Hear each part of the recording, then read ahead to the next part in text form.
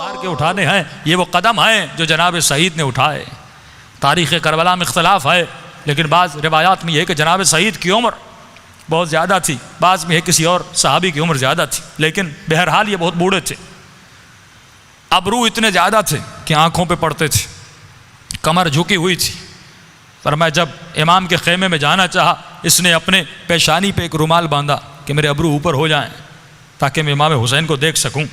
इसने एक शाल अपनी कमर में बांधा ताकि मेरी कमर सीधी हो जाए। हाथ में असा लेते हुए इमाम हुसैन के खेमे में गए। जुमलों पे गौर कीजिएगा, ये हुसैन इब्न अली के जुमले हैं। फरमाया आका, हर कोई मैदान में आप पे कुर्बान होना चाहता है, मैं बूढ़ा हूँ, हाथों में राशा है, हाथ मेरे लरसते हैं, बदन में ताकत नहीं, लेकिन मौला फिर भी मैं अपनी जान को आप पे कुर्बान करना चाहता हूँ। इमाम ने फरमाया शकरक अल्लाह, ऐ मर्द मुजाहिद, ऐ शेख कबीर, खुदा तुम्हारा शुक्रिया अदा करे, खुदा तुम्हारा शुक्रिया अदा करे कि जिस्म में ताकत नहीं, बदन लरज रहा है, लेकिन फिर भी अपनी जान को हुसैन इब्न अली पे कुर्बान करना चाहते हो। इमाम ने कहा सही, तू तलवार उठा नहीं सकता, तू कैसे लड़ेगा, लेकिन का मौला अपनी जान को तो कुर्बान कर सकता हूँ। का मौला अभी नमाज होगी, मुझे इजाज़त दीजिए मैं आपकी नमाज की हिफाजत करूँ, कम अज़ कम ये जिस्म किसी काम तो आए। आज हमारा जिस्म हुसैन इब्न अली के काम आ रहा है या नहीं, हमारे कदम काम आ रहे हैं या नहीं, हमारी आंखें काम आ रही हैं नहीं, या हम गफलत की नींद में सो रहे हैं, बस ज़िंदगी ऐसे गुजार रहे हैं, माल बनाने में, जाहो मकाम बनाने में, नाम बनाने में ज़िंदगी बसर हो रही है। इमाम फरमाते हैं दुनिया में बाज़ लोग बहुत शोहरत याफ्ता होंगे, लेकिन आखिरत में उन्हें कोई जानने वाला नहीं होगा, और इसी दुनिया में बाज़ लोग गुमनाम होंगे, लेकिन क़यामत में उनके चेहरों से नूर निकल रहा होगा। असल मकसद ये है कि मशहूर वहाँ बनो, नाम वहां बनाओ, इज्जत वहां कमाओ। दुनिया की इज्जतें तो फिरौन के पास भी थी, दुनिया की इज्जतें तो कारून के पास भी थी, लेकिन खुदा के लिए अगर कोई अजीज है, इन्ना करमकुम इंदल्लाहि अतकाकुम, खुदा उसे करामत वाला बनाता है, उसे करीम बनाता है, उसका इकराम और तकरीम करता है जिसके दिल में उसका खौफ पाया जाता है। आज हम हर किसी से डर रहे हैं, लेकिन परवरदिगार आलम का खौफ नहीं है। का मौला अपनी जान आप पे कुर्बान करना चाहिए। इमाम ने कहा ठीक है। हुसैन इब्न अली ने नमाज पढ़ी, लेकिन आज इसी पाकिस्तान में मेंबर से कहा जाता है कि नमाज पढ़ने की ज़रूरत नहीं, किबले की तरफ मुंह करो, 3 मरतबा या अली कहो तो नमाज हो जाती है। अरे अगर या अली कहने से नमाज हो जाती तो अली का बेटा अपनी नमाज की खातिर अपने असहाब को कभी शहीद न करवाता।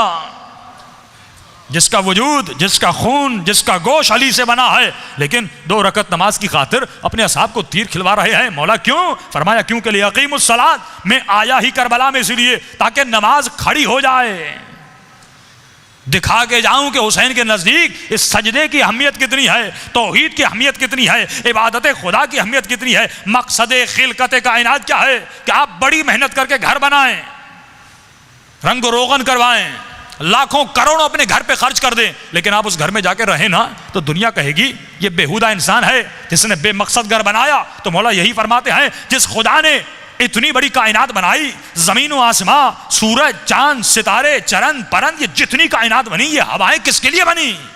एक मकसद की खातिर बनी कि मौला फरमाते रहमल्लाहु अब्दन, खुदा रहमत करे उस बंदे पर जो 3 चीज़ों को जान जाए, मिन आइना व इला आइना व फी आइना, कि कहाँ से आया है, कहाँ जाना है और कहाँ पे रह रहा है।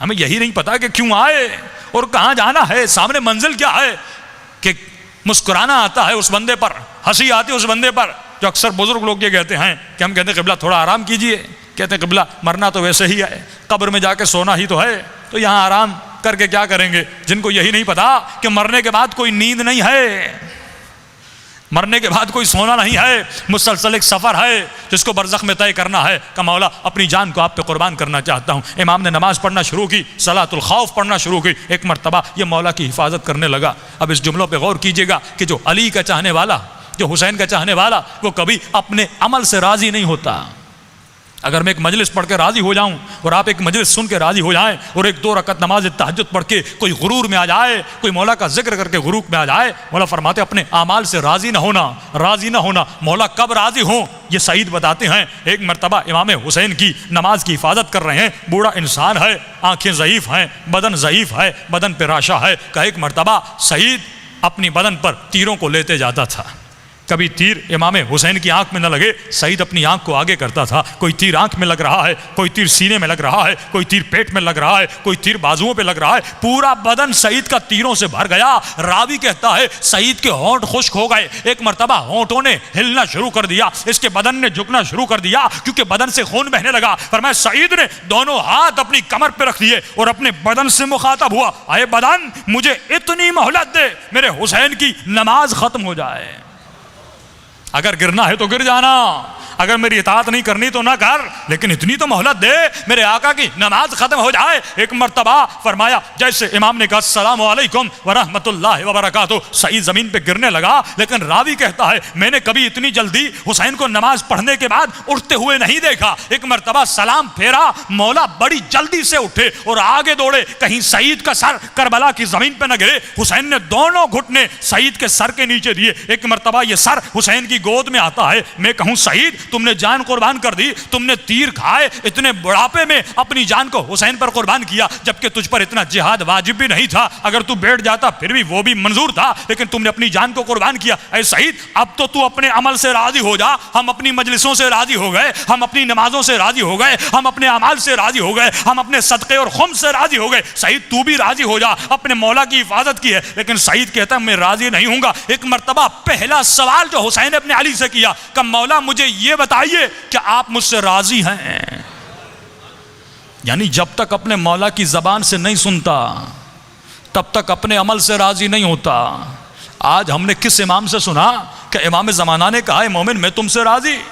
क्या मौला अली ने आकर बताया कि अज़ादार मैं तुम्हारे अमल से राजी, मैं तुम्हारी मजलिसों से राजी, मैं तुम्हारे जिक्र से राजी? वो दिन देखिए, फिर उस वक्त राजी हुई जब इमाम ज़माना खुद बोले कि हम तुम्हारे अमाल से राजी हैं। उन जवानों को सोचिए जो अपनी जानों को बीबी ज़ैनब की राह में कुर्बान कर रहे हैं, वो भी तब तस्कीन पाते हैं जब वजूद इमाम को देखते हैं। और मौला कहते मैं तुमसे राजी। जब ये सईद ने सवाल किया, हुसैन इब्न अली को बड़ा प्यार आया, बड़ा अजीब जुमला फरमाया कि सईद कैसी बातें करता है, हुसैन भी तुझसे राजी, हुसैन की माँ जहरा भी तुझसे राजी, हुसैन का बाबा अली भी तुमसे राजी। फरमाया सईद ये तो बता कैफ़ इंदकल मौत, तेरे नज़दीक मौत कैसी है? बुढ़ापे में तीर खा रहा है, बदनों को ज़ख्मी किया।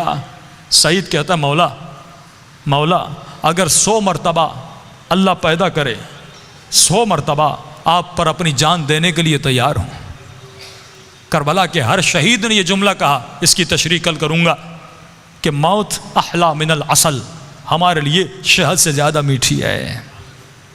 मौत उसके लिए शहद से ज़्यादा मीठी होती है जिसने अपनी ज़िंदगी को शहद जैसा बनाया। आज ज़िंदगियाँ शहद जैसी नहीं हैं, हमने गुनाह करके ज़िंदगियों को कड़वा कर दिया कि कुल्लु नफ्सिन ज़ाइक़तुल मौत, हर नफ्स को मौत का जायका चखना है। मौला फरमाते जैसा जायका बनाओगे वैसा चखाया जाएगा। अगर इताअत न करके, गुनाह करके, तकब्बुर व गीबत व हसद व उज्ब व बदहिजाबी और बेगैरती में अपनी ज़िंदगी के जायकों को कड़वा किया, मलकुल मौत कहेगा पियो, जायका तूने बनाया है, चखना भी तुझे है।